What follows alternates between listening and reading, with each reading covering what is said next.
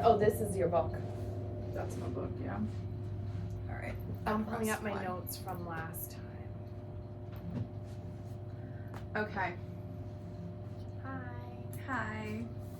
It's Coffee Tahlk time. Yep. Maryhelen forgot her mug. I know. Sorry. I went home to the dishwasher. And It's I fine. forget She's been everything. clean. You should see all the sticky notes around my house. My family leaves me. Really? Mm-hmm. I leave things in the microwave. I forget. And what do they make fun forms of you? at school. Yeah. They do? Yeah. That's savage. I love your kids. Yeah. I have a tween now, so the making fun. They know. Yeah. They know how to get there, get behind you, get under the skin. The joys of parenthood. Yes. Speaking of, no, we're not talking about parenthood, but we're talking about perimenopause today. Yes. We're going to dive into that, and we want to talk about symptoms, because the first 2 episodes, was kind of like a little intro of, what we're seeing, how movement's medicine, and then we talked about pelvic floor symptoms, Yes. especially last time, which is awesome because that's who we see. Both of us. Yes. So now we want to talk about how do we want to, so symptoms, and then what can happen during this time, how long these hormones fluctuate for, How long it lasts. what's the definition of perimenopause, because no one knows. Yeah. So It's from legit. the book that we both read, The New Menopause, Which is a great book. Dr. Mary Claire Haver. Mhm. She's all over social media. I'm sure you've heard of her. She has some great podcast interviews on a ton of different platforms. Yeah, she's awesome.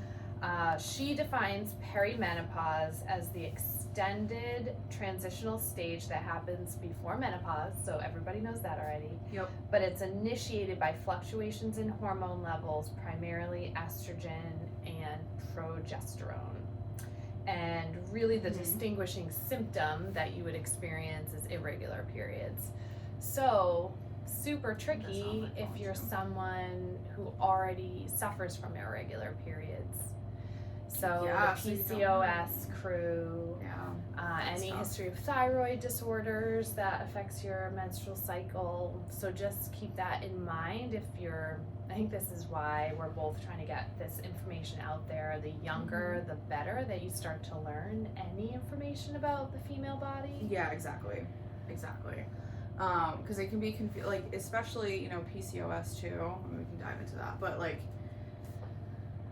that can be frustrating for a lot of women, and that's an exploration in itself, and a lot of women don't even get answers with that. So then now when you enter that mid-30s to mid-40s, you're like, what's what? Right. And you might be trying to conceive. Yeah, what support do you need? So this can be a tricky time. Yeah, so you kind of answered it, but perimenopause, the average age can begin in 40s, but even as young as mid-30s. Yep. So I think on average we've read from different sources 35 to 45. Yeah. So it can be up to 10 years. So there's a lot of stuff that could happen during this time, and this is a nice line that I like, is that you need attention, you need love, you need support, and you should consider yourself ushered into an unprecedented era of much needed self-care. So that's the awareness that we want to bring in here, is that this is a time where you're not going crazy. This is real hormone shifts. These are real things that are happening to your body. And this is the time where you have to listen to it and take care of yourself and find the providers that you need, so that, going into menopause, post-menopause time of your life, it's an easier transition. Yeah, and really speaking up. And if you're not getting the answers that sit with you, trusting your instincts in your body and finding another provider. I think the two of us try to be a good landing page, if that's a good word, or just an ear to help guide people to find the right referrals, because it's really confusing, and this book mentions how it can take a third of women up to 3 years to really understand if their symptoms are from hormones or something else. A lot of traditional medical providers are going to send you through mental health avenues, which is super important, but it might not be just that. It could be hormonally driven. Yep. The aches and pains, we'll get through symptoms, but bone health.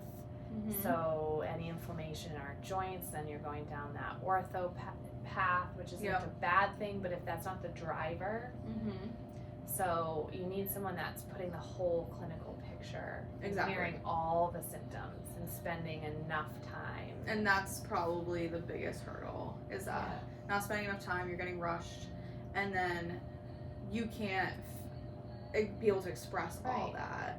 I know someone, she told me that she went to her OB, she tried to get off birth control in her mid-40s, she went so crazy, and I'm not gonna like describe the symptoms, I just want to respect that, what she went through, and then her OB was like, just go back on the birth control, and because like, they told her OB actually walked out on her.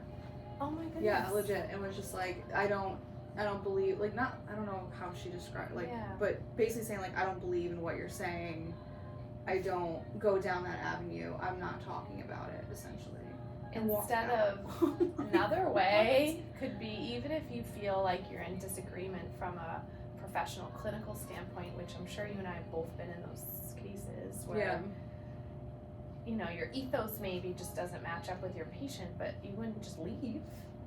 You would try to point them in the direction of a better fit, a better provider. Telling her, I'm like, hey, look, like, that's awful. Start to look for a different provider because that makes no sense. Yeah. And then, you know, she has these other symptoms that birth control is not helping her with, because birth control specific hormone base, but she might need a different hormone, so on and so forth. So, and fairly healthy person we're talking about. Right. So, and lifestyle factors, like if you were to like consider smoking, diet, actually, she doesn't have any of those. She doesn't have any of those. So how old is she? Did you say?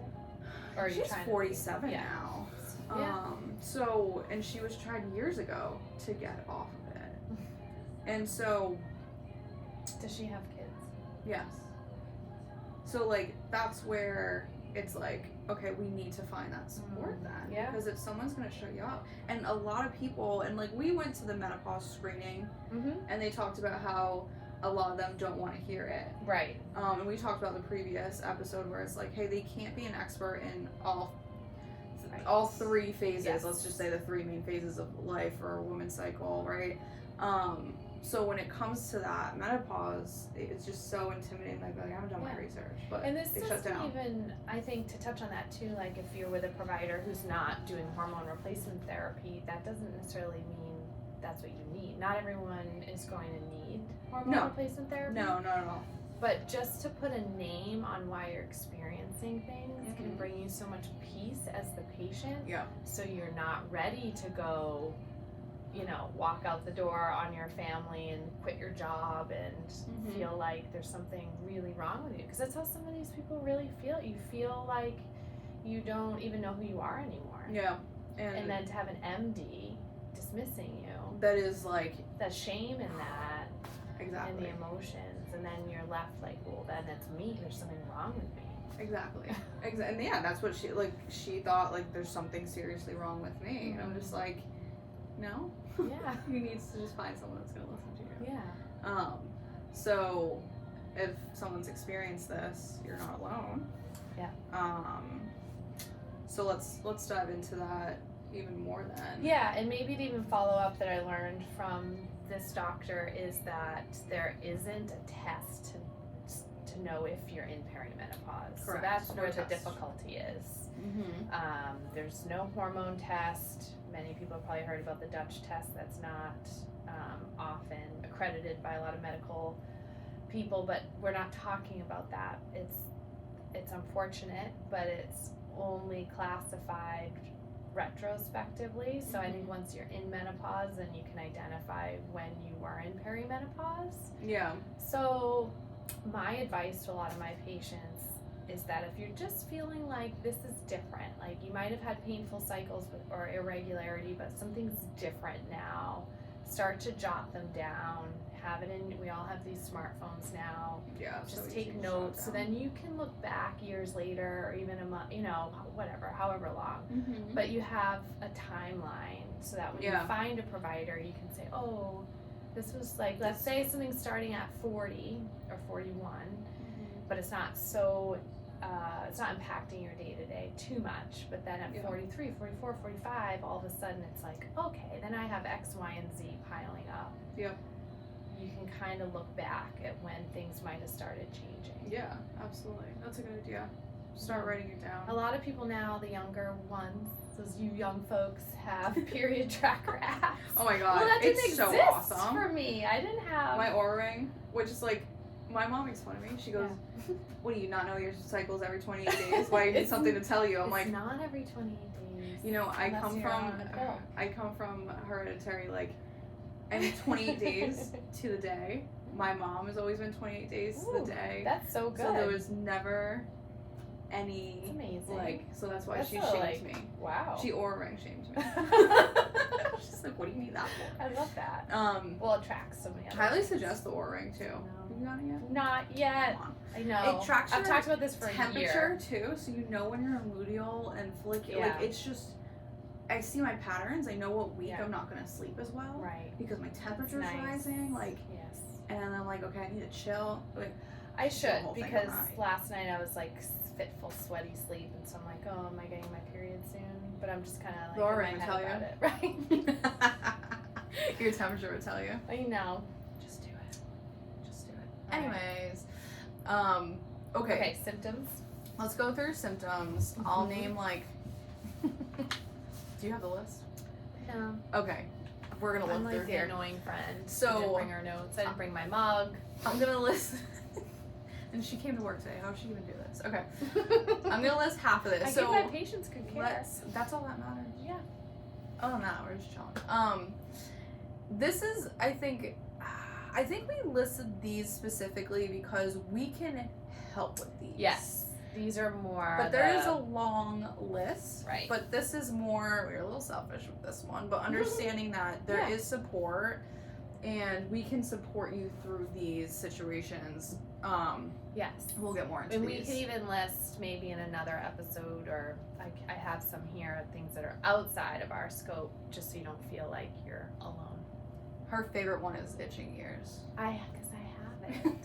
So that's one. Yes. That's and one. I have a friend who has Itchy it too. ears. I'm on a group chat with my friends, and she must have a good provider, because the provider said, the itchy ears is the thing. That's good. That provider like me. She's like, I didn't know that. But I just read about burning tongue. Didn't know about that one. That's wild. I don't know how I'd feel if my tongue burned.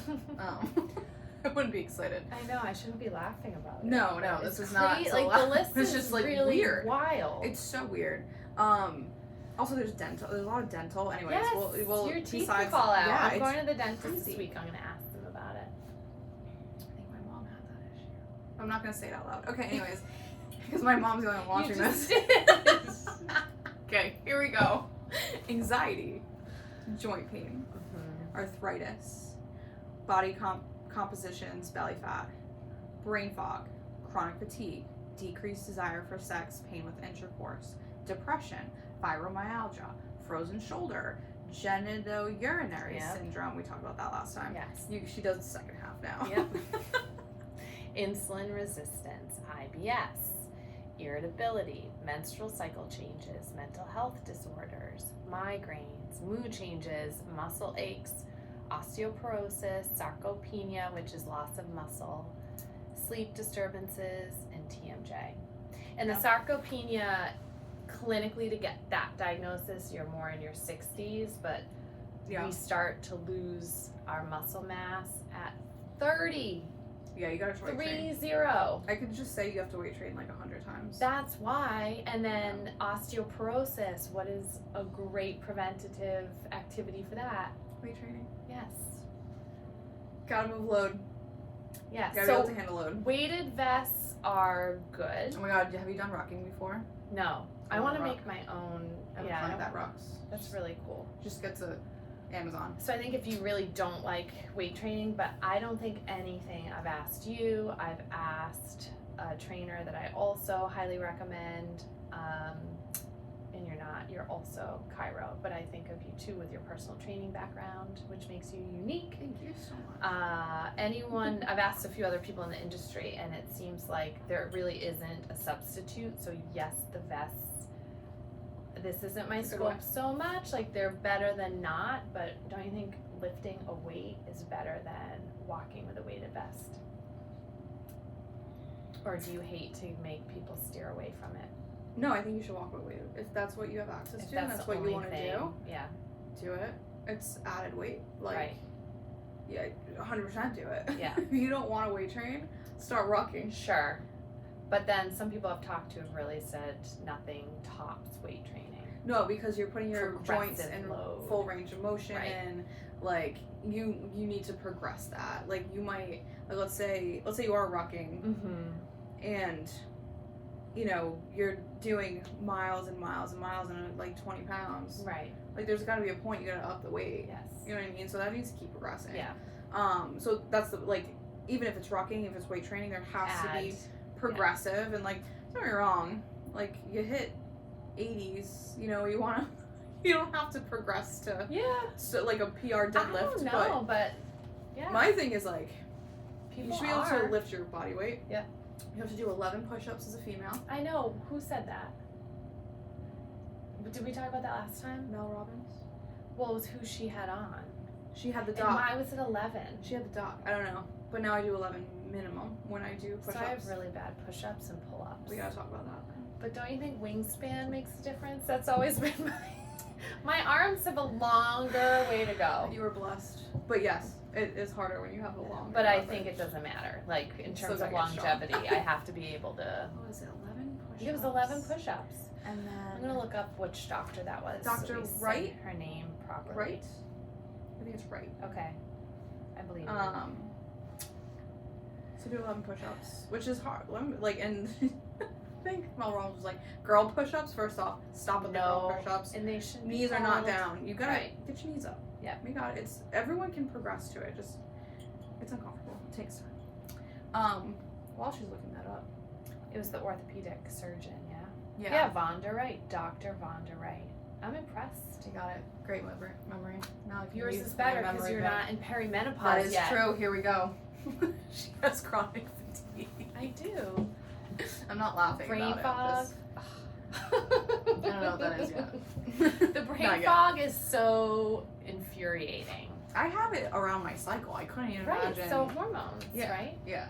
So I couldn't imagine having it a little bit more up and down throughout time. Yeah. And like there's pregnancy brain fog, right? So it's hormone fluctuation. Right. So like this is a real thing. Yeah. You hear it in different stages of like pregnancy, but like but what when you're experiencing it more like in midlife, it's real. And it's consistent. It's not like it goes away after you get your period. Or, yeah. And then pregnancy, we kind of, I don't know, there's more of a cushion, like people are nurturing you, hopefully, a little bit more, where like you're 48, couple kids, a job, a dog, cat, it's a lot. Maybe married or divorced, you're like, no one's like, no brain fog is not helping you with all of that. No one's nurturing you. It's only getting worse. And so, so I think we have here in our notes too, a lot of lifestyle factors come into play with perimenopause symptoms. Which is why we're talking about I'm going to say this real quick. So, genetics, right? And then lifestyle factors such as diet, exercise, smoking, reproductive history, influences like weight, BMI, climate, socioeconomic status, cultural beliefs, attitudes can all shape perimenopause and the symptoms. So it's like, could you argue it's just like life then? Yeah. Life can dictate what you can experience. Now, don't you think it dictates any diagnosis we see? Like, we take that into account if you were 20 and you came in. That's why it's almost like comical that it's not talked about, because life happens. Can we just give everyone the tools to just know how to navigate it? Right. Like, I have like my low back pain patient here. Right. And super sick, throwing up, stomach bug last week, upset because kind of went to a flare. I go, hold on. your body was inflamed. Right. You were laying down for 2 days. Yeah. You had certain pressure coming up to vomit. No hydration. Nutrition. Sleep disturbance. And you know what? There's just such, like, they make it seem like you're so black and white sometimes with life. And it's just like, no, like, let's just, hold on. Can I support you and give you the tools of, like, this is normal? Right. That's what I think is so helpful to hear. It's just. And that coaching. It's like, we're here to coach you. Like, it's Yeah. okay. Like, this is what people, but hey, like, let me give you the tools to understand how to navigate this. There's something to make this easier on you. But this is just life. Yes. This is life. And so we just need to help people. Where do you need to go when you have a specific life? Right. Right? Coach. Everyone needs a coach. And like here, it's like not one size fits all. So you see us, we cultivate a specific plan. Yeah, we don't have, I think you and I both treat similarly. It's not like you could have two people, let's say they're both female, both 45, both coming with low back pain. You're not doing the same thing. Absolutely not. You're probably not even asking the same questions. Let's say they come in for their eval. You have a really extensive intake. You do too. Yes. So you're probably asking them follow-up questions to really curate how that first visit's going. Yeah. Like one person, you might have them doing a ton of manual, right, on the first day, and another person, you might be, we're going right to the gym. I need to see. And you see specific movement and what's going on. I mean, and you look at the intake form too, like, okay, this person could have put a 9 out of 10 stress scale. This other person could do a 3. But this other person could have had a history of cancer. This other person have completely healthy, and there's no other things they ever experienced. Like, everyone has such a different journey, and they need to be treated that way. There is not a one size fits all for anyone. No. And that's what we need better healthcare of just like, you know, we shouldn't be spending 5 to 7 minutes with a doc, getting out everything we possibly can, and then here you go, your cholesterol is a little high, here's a statin. Right. Sorry.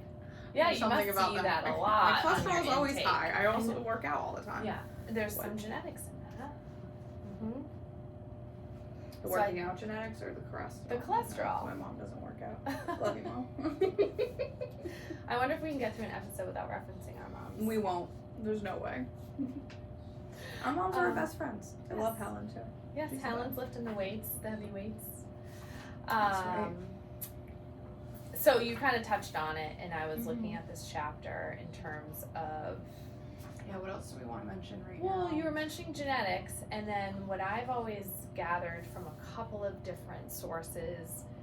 So this isn't my original thought. In fact, I think it's Dr. that I was just telling you I was listening to about autoimmune disease, Gottfried, and now I've lost it.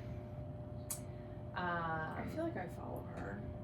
She speaks of how we have our genetics, but that doesn't mean, and I think other people talk of this way, a lot of functional natural medicine providers might highlight this, but there's something that pulls the trigger on your genetics. Yeah. A stressor.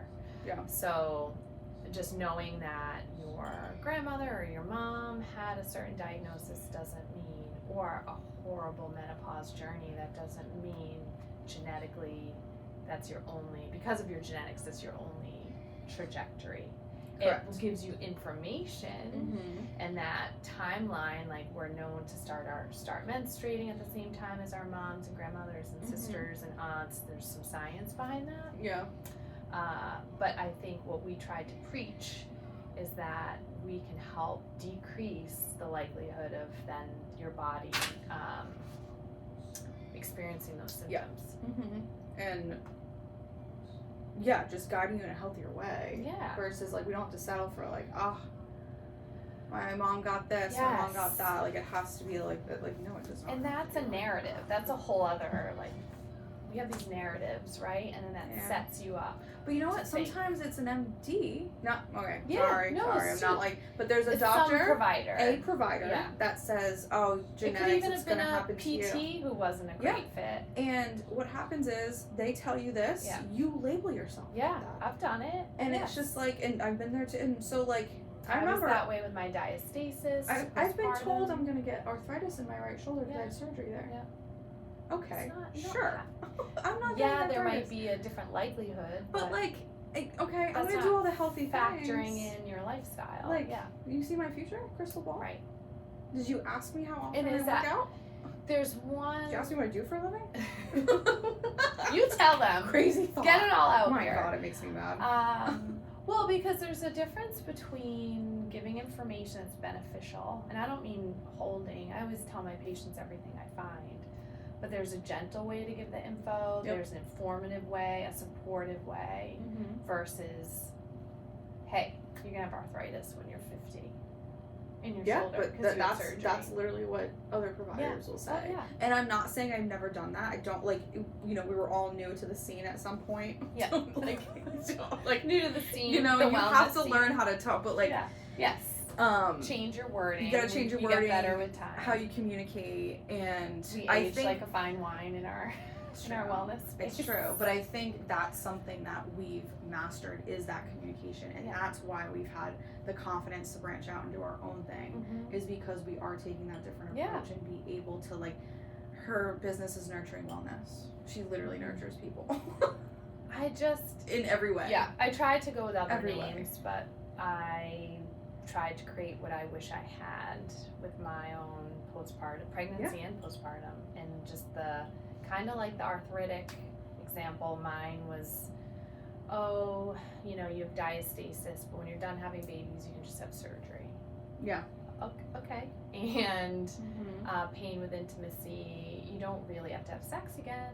Was a female provider told me that. Oh my God, honey. I was 8 weeks postpartum with my first baby. My I was heart not a just pelvic stopped. floor PT. That's what a female provider told me. And I was so sleep deprived, I just sort of took it in. And then I just called my friends. I didn't have anywhere, I didn't know. I was like, is this normal? Do you think it's because she wasn't? Sorry. Spill the tea, Angela. Has to be. It has to be. I mean, why would you say that? That just makes no sense to me at all. So that is, I think, for both of us, we've been patients as well. We've had not great care. Yeah. And, those people gave me great clinical, medical care, but not. It's almost like we wanted to become the coaches. Yeah, that we didn't have. Yes. Because I'm a chiropractor. I say I'm more of a coach than anything. And you're like the least chiropractor. I'm a non-chiropractic chiropractor. Yes. You're not very chiropractic. No, I'm not. And so but my thing is, it's I feel like I'm your wellness pain coach, something along that line of just pain is a journey. Your body's changes is a journey. I'm here to support you through that. And like I said, my low back patient being sick, and I'm here are the tools. Let me talk to you through this scenario, because I spend 4 to 5 months with people now, and so it's there's a lot that can happen in that 5-month window. So I'm able to see a really big snapshot of their life. What happens when stress hits them. It's almost good information gathering when there's a change in symptoms. Deaths not in the family, positive. Sick, heavy illnesses. We want to be there during the hiccups so that we see how your body responds and how you mentally and physically respond. Do you think? And then we can, because when you're done with us, whenever that is, whenever you're, maybe never. Some people come and they're still getting check-ins every 6 months to a year. But let's say you've finished your care. Something's still going to rattle you. Like you said, you're going to have a death in the family. You're going to have an injury. You're going to have stressors at work, sick kids, and you need to have the coping skills. Absolutely, yes. And when it comes to physical pain in the body, physical, just symptoms, they can be hard to deal with. And so if you're... and I was psychotic when I was going through having pain in my body, not thinking I was able to do certain things for the rest of my life. So we want to be those people for other people. And especially when it comes to movement, because that's usually the key for many people to get through whatever hard phase of life. Yep. And that's why it's like we list all those during symptoms perimenopause. And guess what? Half of them is like affecting your specifically movement. It's just like it affects movement, right? If you're gaining weight, and then muscle like changes, and things osteoporosis, hands-on that need to be addressed as well. Mm-hmm. So these are like, that's why we mention those, because things can be resolved with this type of conservative treatment, whether it's with us or not. Don't get me wrong, like, please look into that. Yeah. And please know that there's people out there like this, and they are local. It's just, you have to, and that's why we want to talk on this, to be like, hey, this is possible. Yeah, we we are have our local list providers. and then we try to build your village together. So we have our list of mental health providers. You walk in our waiting room, we have all the other local 1,000 providers. And like some are 1,000 also stuff. chiropractors and physical therapists, and they're all people we make relationships with and want to just give you the best team for you. Absolutely. What else do we want to mention about perimenopause right now? It's like almost like It's vague and it's sneaky. That's and what it it's is. Slow. It's vague. That's really vague, sneaky, slow. Well, Right? because I'm living it. So. What are solutions? I don't need to read a book. What are solutions? We kind of just gave you like, hey, we can use movement. We have coaching, that emotional support, help you, guide you to different places. Now, could we argue dietary changes? Yeah, Yes. typically they say perimenopause is an inflammatory event because estrogen is slowly declining because it marks the slow retirement of our ovaries, right? Yes. So if our ovaries are starting to slow down, estrogen starts to slow down, and Cortisol goes up. Cortisol goes up. There you go. Got it. And that creates inflammation. Yes. So everything goes wonky. Your brain, your skeletal system, your bones, your muscles, everything's connected. eyes, teeth, ears. I mean, Bitch, ears. Everything's connected. So understanding if you can help one system, it can affect multiple systems. Yes. And that's why they say like, hey, you should be exercising during this time in your life, right? That critical decade. And it might look different than what you did in your 20s. Exactly. It should look different. Oh my God, there's this awesome podcast I listen to. Mel does have really good. She has good experts on She's it. kind of annoying. Right? So I have a family member that complains that she interrupts.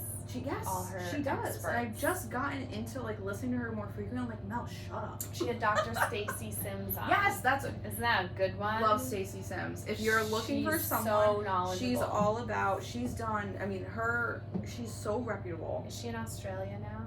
New Zealand. New Zealand. Unless It's all I the mean- same to me. Same. I don't even know. No, it's not. I don't know. I have no like idea. not I'm so here ignorant. on that Don't part of even- the globe. Let's not talk about geography. But she breaks down 20s, 30s, 40s exercise prescriptions. So, let's mention this then. Perimenopause exercise prescriptions. You need to actually strength train. There is not this little hanging out doing HIIT intervals. And no, you have to lift heavy. You have to not max out, but you gotta go like a heavy 5 to 8 rep range for this. Versus the 12 to 15 lower weight. Yes. And, am I cutting you off? No. That No. cortisol. I can take it. Sorry. I can take it. I couldn't help myself. Say it. Cortisol, like we talked about, is our stress hormone. And so if that's increasing anyway, and then we are doing things that we still love, like Orange Theory, is it bad if I name actual things, places, but those primarily HIIT classes that are, you're in that red zone so much. You can still do that if you love it, but that shouldn't be your main. Should not be your main. Because then your cortisol is still like, hey, I'm here to party and I'm inflamed. And you should be able to, you got to give those stressors to your body so you're able to handle life better. Yes. So that's why there's so much benefit Yes. to movement. It's like, oh god, we gotta go like a whole I we know. need to gather like everything we can about On movement movement. on one. Well, that's really our expertise. It is. So, but I think we forget to talk about it because it's just already. Yeah, it's already Well, like I mean, ingrained get in into us. details about But like, it. I think we do need to have like a full Yeah. detailed one. But in the meantime, I do recommend listening to that Mel Robbins podcast with Dr. Stacy. Or at least look her up on like Instagram or something, because she's got some really good stuff. But for example, so yeah, that's what I want to mention about solutions. So it's like revisit your diet, Yep. make it more anti-inflammatory. We Yes. could go down a rabbit hole what that is, but like we won't today. Yeah. We want to go movement, and then like find your providers. And what are you doing for your mind too? Which again, So important. nutrition's not our scope, mental health is not our scope.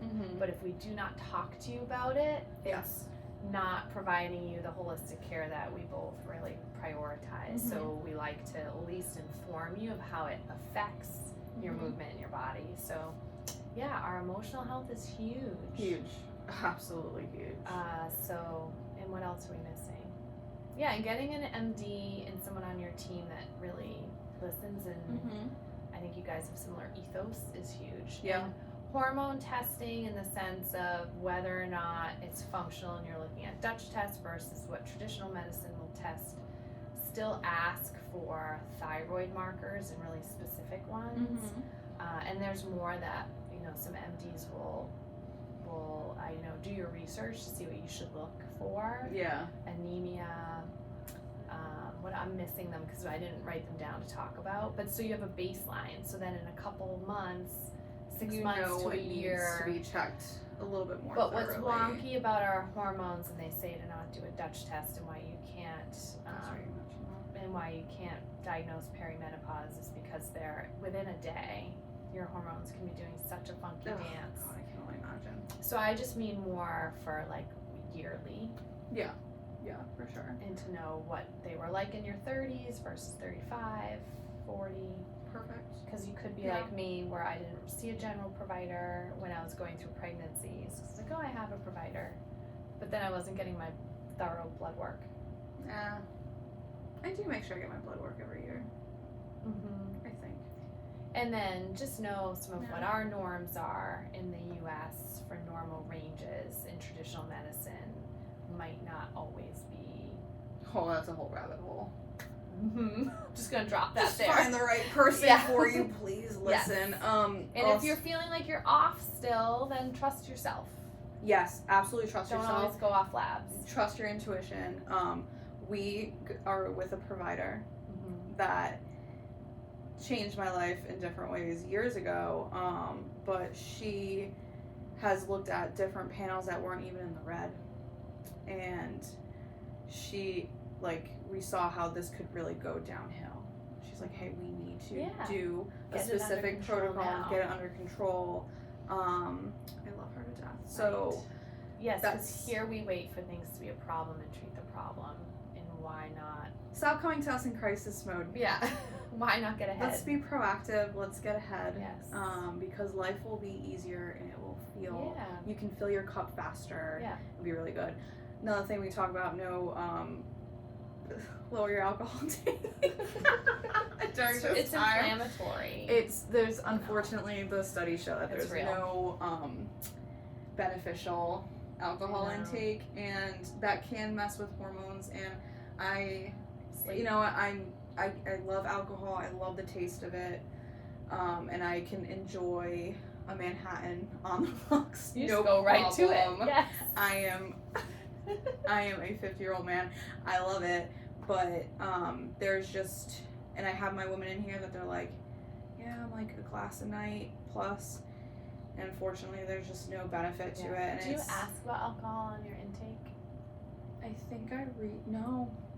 I know mine's raised any other fluids besides water, but no one ever puts wine in. I'm trying to get, if I don't have, I don't know. I gotta reassess that because it can affect healing properties too. The older you get, like, you know how we have like that, we're hungover when we're young, but we can bounce back, and you're going to go run track the next morning after a party in your college years. My brother used to do that and play football. It was crazy. But like, it's crazy. but then you know you're like, you hit 30, you can't handle the hangovers. It's a real thing because your metabolism cannot handle this. There's different hormones fluctuate. Yeah. And That's if cortisol's why already on the rise. it's just, and then there's different stressors in life. When you're in your 20s, oh my God, life was great. Yeah. I look back and I was like, oh my God, I feel like I have no responsibility. I was so weak. Because you don't often. Yeah. Yeah. It's fantastic. Oh my God, I miss it. But so yeah, so that's our little tidbit today. That's our spiel. Hopefully this is helpful. Again, I'm Dr. Angie, honor student. We didn't do the beginning with that. I know. Honor Just student, jumped in. chiropractic. It'll be on our Instagram, so people will know. I am Dr. Maryhelen Gustafson, owner of Nurturing Wellness, pelvic floor physical therapist. I do rehab chiropractic work. So yeah, so thanks for tuning in. Yes. This was a really good one about perimenopause, and then we're gonna keep continuing and like share We'll do cases that we movement see. next, yeah. Movement. Let's talk about frozen shoulder too. Oh, That'll be fun. that's real. That's real. But okay. Thanks for joining. She'll get her mug next time. Oh, sorry. Brain fog. Yeah, that's it.